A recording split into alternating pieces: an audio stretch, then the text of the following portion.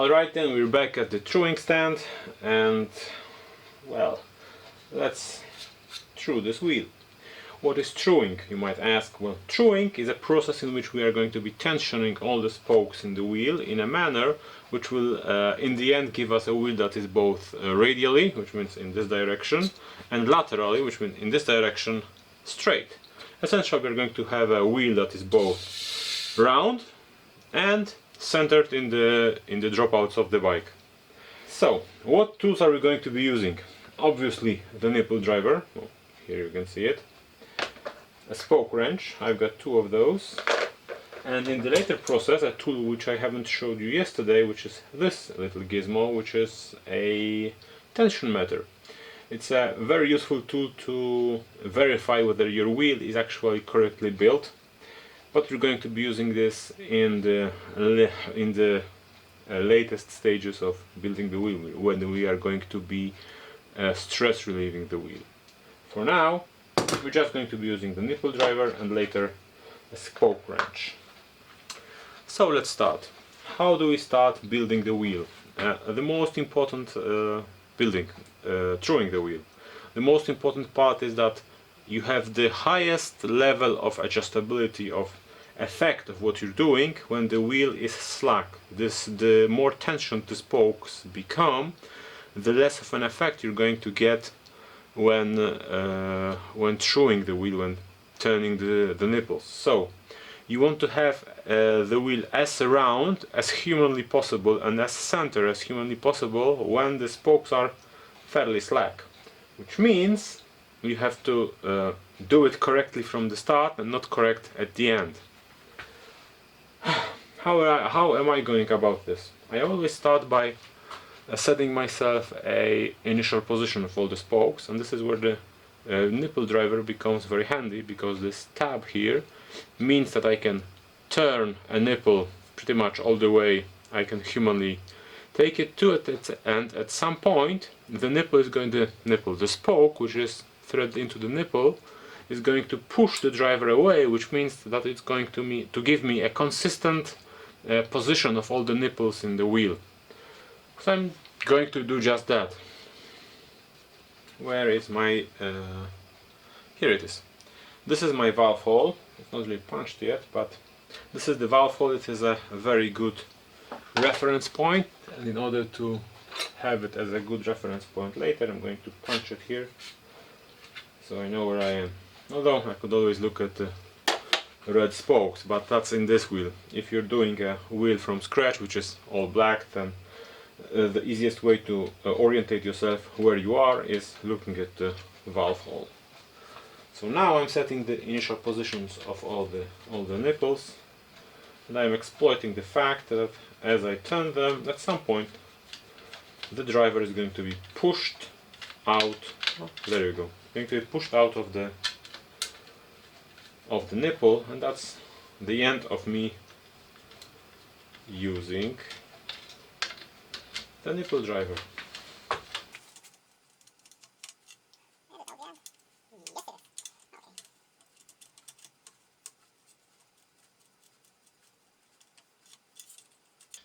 Don't force anything. This is an iterative process, which means that you're going to be repeating the same thing over and over again, just in different spots of the wheel. And at some point what you should have is a wheel that emerges perfectly straight. Alright, I think I'm going to speed up this process, because obviously I'm doing the same thing all over again, so no one has time to watch that.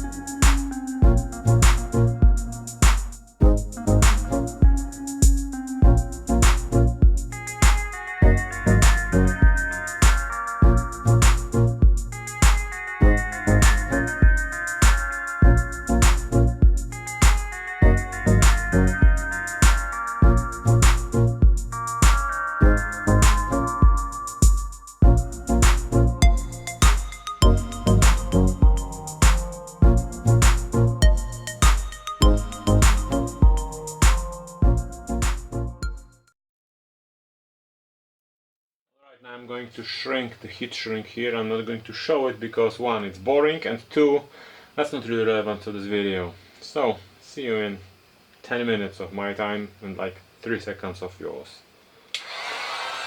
Okay, so I shrunk the heat shrink. It took a little more time than I expected it would, but that's not really relevant.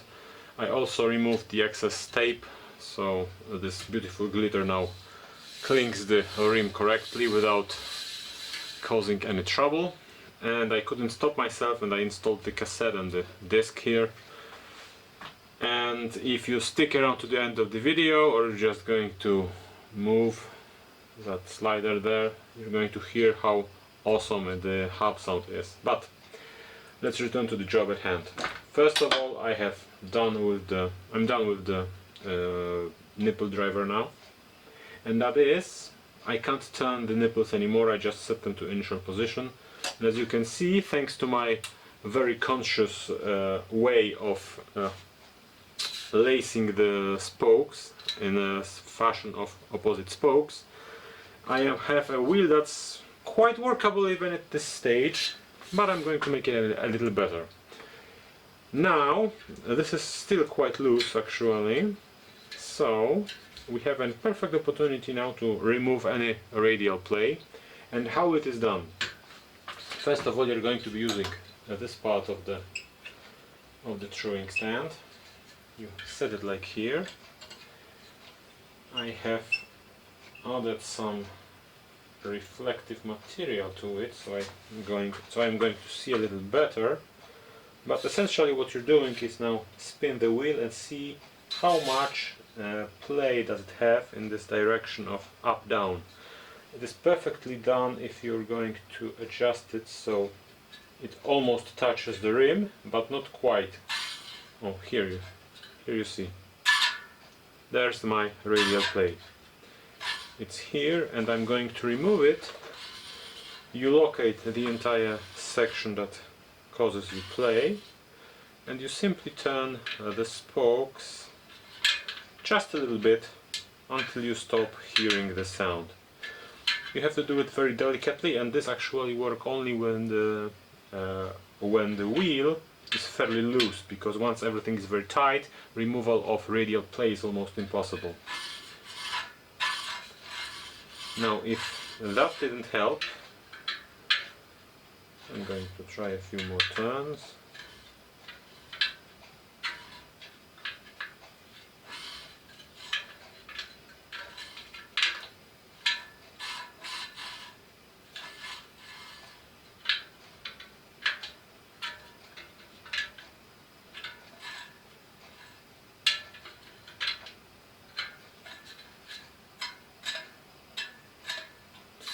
Okay, let's search for another spot.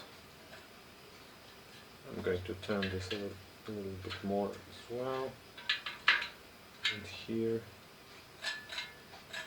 once you remove one problematic spot, spin the wheel and search for other spots. And once you're done with a particular spot, you can always turn this dial here, or any sort of a gizmo there, to push this plate even further and see how much play you have. Depending how diligent you want to be with your wheel, you can get pretty much no play in this particular direction. Now, if you are very unlucky, you might get a radial play which is in the another direction, which means that everything is almost touching, but at some spot you're going to have some more to the inside, some rim being bulging to the inside of the wheel, and then you're doing the opposite movement, which is remove some tension from the spokes. And if that doesn't help, what you have to do is go to the opposite side of the wheel, which is upper here, which you can't see in the shot because I don't think it's in the frame. But if you remember, red spokes are here, blue spokes are here. So if you have a play on one side of the wheel, which is, for example, too much, you have a touching something here, then you can always remove some tension from here, and then the opposite spokes are going to pull the rim from the other side, so we're going to lose the radial play. However, my wheel is actually pretty good, because at some point the only noise you're going to hear from this is the irregularities in the surface of the rim, and you can't do much about this. I usually stop being bothered by radial play, or radial play, let's call it like that, if I spin the wheel like this and look how the rim is going, I don't see much movement there.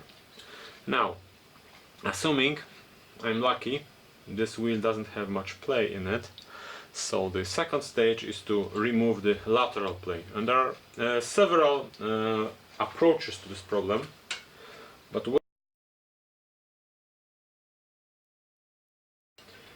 add both of these sensors, these little protrusions here, as close to the rim as possible, and then slowly spin the wheel and see how it rubs on one of the sides, and then try to compensate it by, for example, if it rubs on this side, you are adjusting spokes which are pulling from the other side of the wheel a little bit, and see if that fixes the issue. Alright, now if this method works, under an assumption that this claw here is going to be pushed by you further and further and further to the inside of the wheel, and if you have a truing stand where these claws are matched to each other or connected in a particular way, and they are always pointing to the inside or to the middle of the truing stand, for example Park Tool truing stands have that, that's your preferred method, because you are narrowing these claws, which means you are consistently and iteratively reducing the play of the wheel in lateral play. And obviously you have already reduced the radial play, and you can always interleave those stages, so remove some lateral, remove some radial. I am lucky with this wheel, I don't have much radial play, I just removed everything, so I just have to deal with lateral. But it is always a good idea when making a wheel, especially if you're new with this job, is to do it in a small steps. Do a little bit of this, do a little bit of that. Remove a bit of lateral play, remove a bit of radial play. And at this stage of your wheel building, don't tension it. If you see yourself, and that's a matter of experience obviously, if you see yourself that you're starting to tension some spokes very, very hard, then the other way to remove a lateral play, if for example you have something touching on this side, is to slacken a spoke on this side. So here I can do, for example, this. Now I have a little bit of space here. Now I need to slacken, I never remember. Slacken, tension, slack, tension, and this is going to push or pull the rim in this particular direction.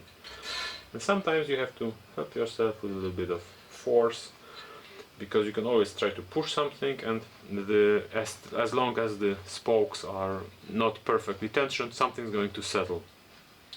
Now I'm going to do this because I want to finish this and I don't have an infinite amount of time, but you're going to see that this is precisely what I'm doing. I'm searching for a spot that is touching one of my claws here, and if I have something rubbing, I try to either slacken spokes on the side of the rub, or tension the spokes on the other side.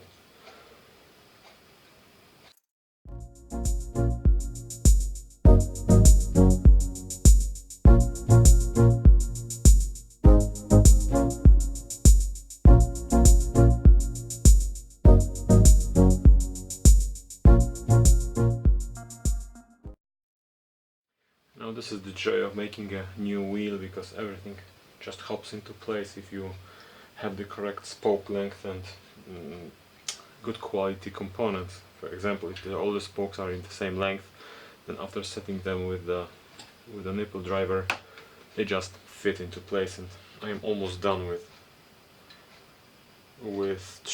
removing the lateral plate, but I'm going to be now anally precise because I want to have this wheel very straight. Unfortunately, I cannot use a dial clock.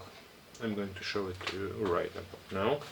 What I'm talking about is one of these. If I had one attached here, it would make it very easy to see even minute changes in the position of the rim. So if I iteratively tension all the spokes, I could just do it ad infinitum, and I would get a perfect wheel.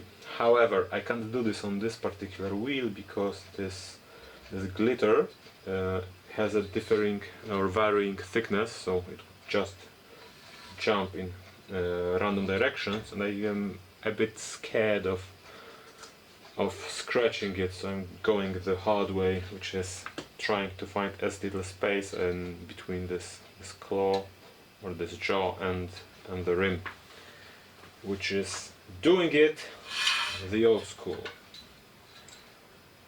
way.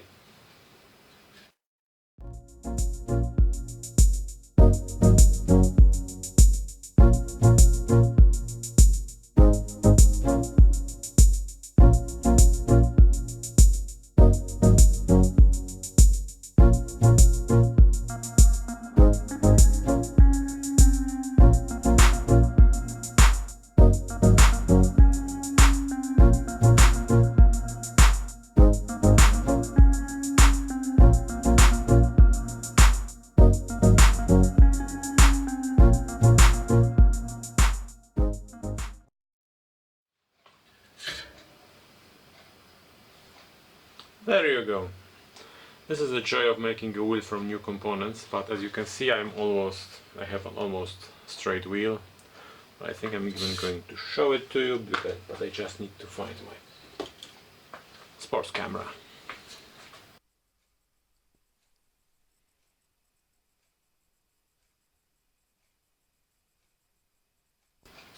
Alright, as you just saw, this wheel is reasonably straight. And well, it's not perfectly straight, but I'm not a masterful wheel builder. I just pretend to be one on the internet. And two, I am fairly sure that a majority of wheels in this world aren't as straight as this one, because most aren't built by a masterful wheel builder. They're just built by machines. But can I ride this? The answer is of course no, because a proper wheel has to be tensioned, which means that each spoke in the wheel has to be tensioned to a maximum value that the hub and the rim allow. And of course you don't know that value, and even if you did, you don't have an opportunity to measure this. So how to get to that particular state? Well, it's simple. You first add approximately a quarter or 1/8 of a turn to each nipple on a particular side of the wheel, and then you do the same to the other side, and you do it as long as you think that you haven't done enough. However, there's another problem here, and I have to use another tool which I haven't introduced yet. How do you know that the wheel you have just built is actually straight, which means it is centered in the dropouts of your bike? Well, you don't, because there is no way to control this, at least on this particular throwing stand. This is my measuring tool. This is my wheel, and as you can see, I am perfectly flush with the end cap on this side. However, if I flip the wheel to the other side, I am way off. What does it mean? It means I have to pull the spokes on the drive side, so I dish the wheel by 5 millimeters to the drive side. So let's do just that. Well, let me start with the beginning. If I had a proper throwing stand, one of those where the claw here is centered on the dropouts, I wouldn't have this problem. But I don't, so I have to fix this. And that's a good opportunity to show how to dish a wheel, or fix dish on a wheel. For example, if I have to pull the rim 5 millimeters to the side of the cassette, of the drive side, I have to set my claw here approximately 5 millimeters. And now the wheel is straight.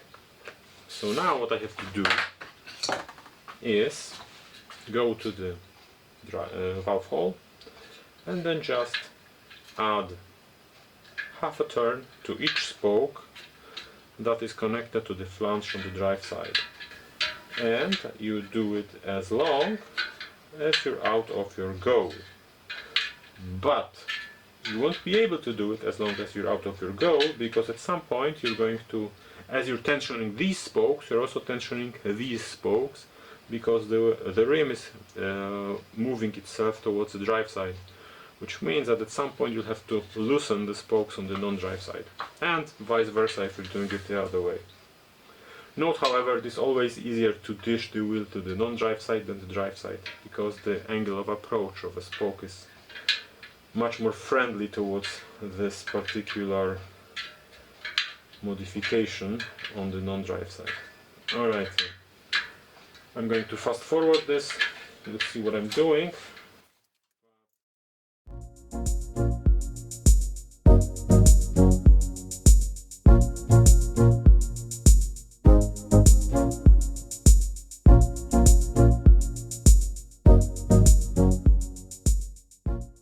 Let's see how straight the wheel now is, because I just added a bunch of tension to it, so it might get warped.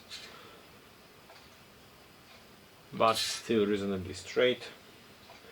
I'm not getting any movement towards the drive side, so I'm not just going to be tensioning or loosening the spokes on the non-drive side.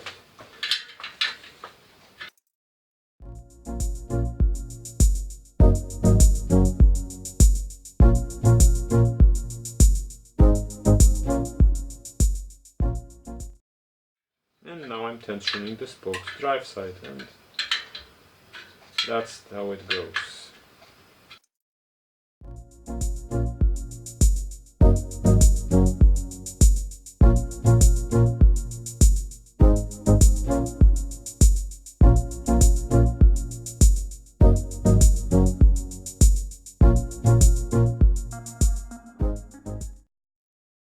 Alright, and here's the problem. I have slackened some spokes, I have tensioned some spokes, and now my wheel is no longer straight, which kinda sucks. But not much of an issue. We just repeat the tensioning or the truing of the wheel.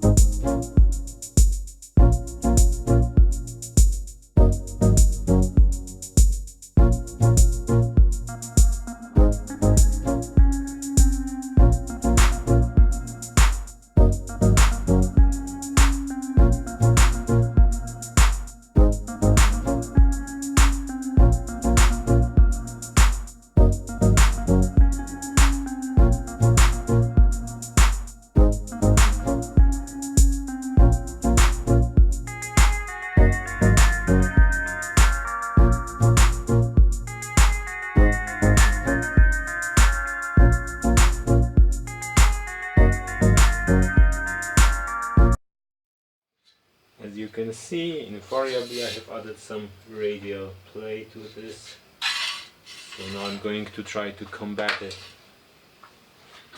But since the wheel is now very well tensioned, that might prove to be difficult.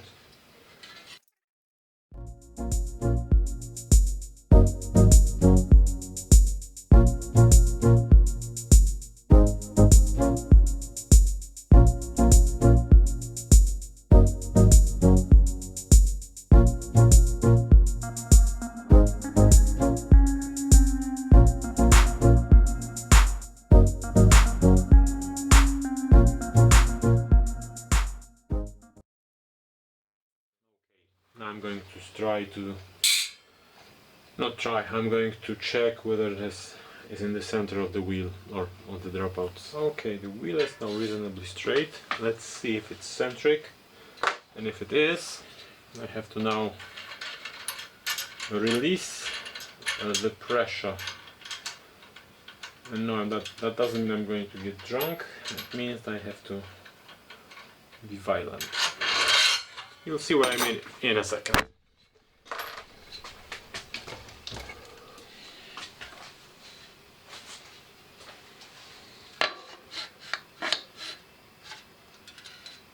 Right.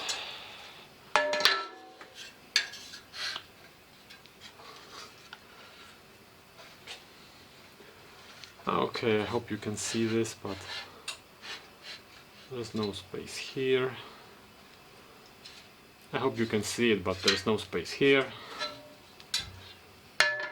There's no space here, which means that I'm in a fraction of a millimeter centered, which means I'm done. Alright, it seems I'm done. However, technically speaking, I should be doing one more stage, which is tensioning the spokes, but since I can't do this because the nipples are now just rounding off, which means that I'm at maximum tension of this particular wheel, I'm not going to be doing that. But technically speaking, once you have a wheel centered and everything is correct and everything is almost tensioned, you should do 1 or 2 rounds and tension each spokes and control whether your wheel is warping or not. Mine isn't, mine is almost perfect, which means that I have one more last thing to do, which is being violent with it. And what does it mean? As I was turning the nipples, especially the butted spokes on the non-drive side probably twisted a little bit, so I have to release them by warping the wheel a little bit so they untwist. You're going to hear that pinging sound. And how you do this? Find a piece of wall like this and just push the wheel.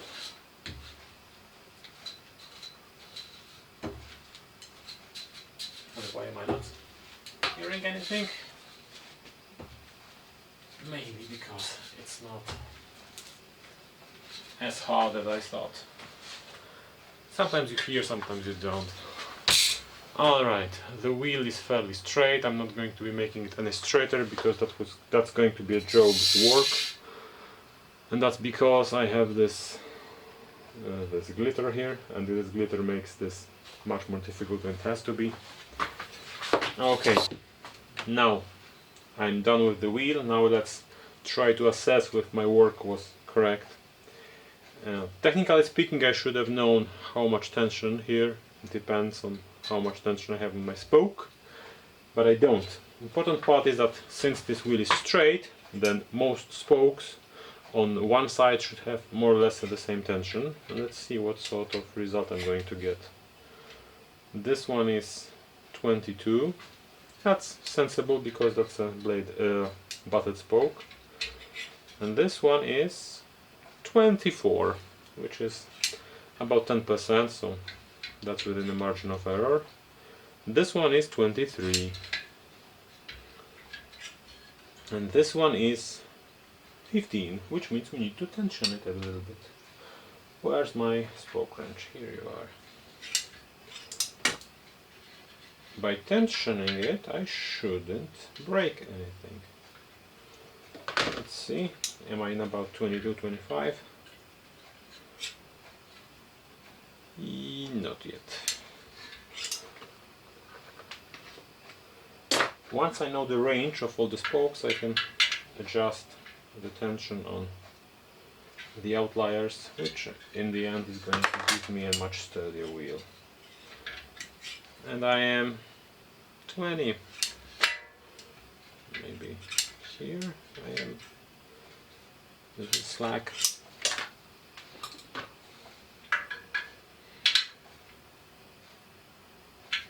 This one's tensioned, this one's tensioned, so let's give it a half a spin. And now I am at 21. You know what, I'm going to leave it like this. Or maybe I'm not. Now I should be at 22, which is the cutoff for this wheel. No, I'm not. I'm gonna leave it like that. Why? Because I'm not very wise. 24, 23, 21, 22, I'm sure that if Sheldon Brown or Jobs Branch saw this, they would weep.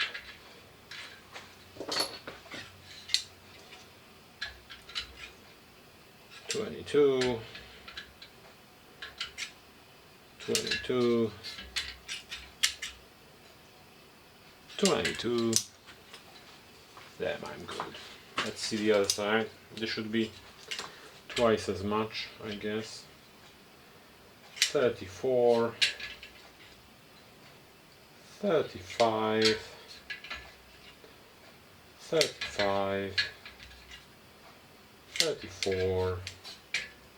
If I'm going to find an outlier, I'm gonna correct it, but so far all of them are 35 or 34 doodads on this particular tool. These values mean nothing, they have to be translated into particular tension of the spoke. But you're not really interested in the value itself, you're interested in uniformity of the value on the complete wheel. And I have 35 doodads, so I'm happy. A week has passed since I made the truing video, and I even edited the part about truing, so this is recorded later. And since I've spent the last 2 hours making a tubeless setup on those wheels, and I'm a little bit of a virgin when it comes to making something tubeless, although I did succeed at some point, then I might look a little dirty. However, I don't have a mirror here, so I can't clean myself, and I have very little time to finish this one. Anyhow, I have some thoughts about the entire process. Well, let me start by saying that I am not some sort of a master wheel builder who has built thousands of wheels and knows everything. The process I have used or shown is the same that a wheel builder is going to use, but I'm just not patient enough to make the wheel perfect, and my tools are what they are. You have to remember that your work is never going to be better than the tools you have. Might be worse, but it's not going to be better. And with that in mind, my wheels are functional, they work, they have... I started making wheels for myself because what I will be getting from a factory or some local bike shop simply wouldn't work for me, because I am a heavy rider. So I would consistently break spokes, and since spokes breaking when you're riding somewhere in the middle of the night on a bike with a foul brakes or some sort of a rim brake isn't fun, I started making my own wheels. Well, I first started fixing the wheels I was being sold, and I started simply making them because I got tired of consistently having the problem of spokes breaking on me. And I think I've gotten this to a point where the wheels I make are functional, they don't break, and I can sell them somewhere with a clean conscience that I'm not selling something that is going to break. However, truth being told, they aren't straight, or they aren't straight enough for tastes of some people. Anyhow, when it comes to the entire process, in short terms, or in the shortest words possible, get proper tools, be patient, and use an iterative process. The only thing that bothered me in the process I have shown is that when I was stress relieving the wheel, and that's the name of the operation I was doing when I was pushing the wheel against the wall, the spokes didn't ping. However, I at this point put it on the fact that it is the second wheel I have ever done that I used the lubrication with the linseed oil. Before that I was just doing it dry. So this might be attributed to that. I don't expect this wheel to fail or be of any trouble, but we'll see.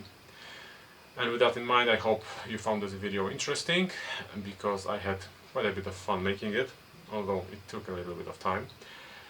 And I hope to see you on the next one. Oh, and don't forget to subscribe to the channel, because that number growing makes me happier a bit.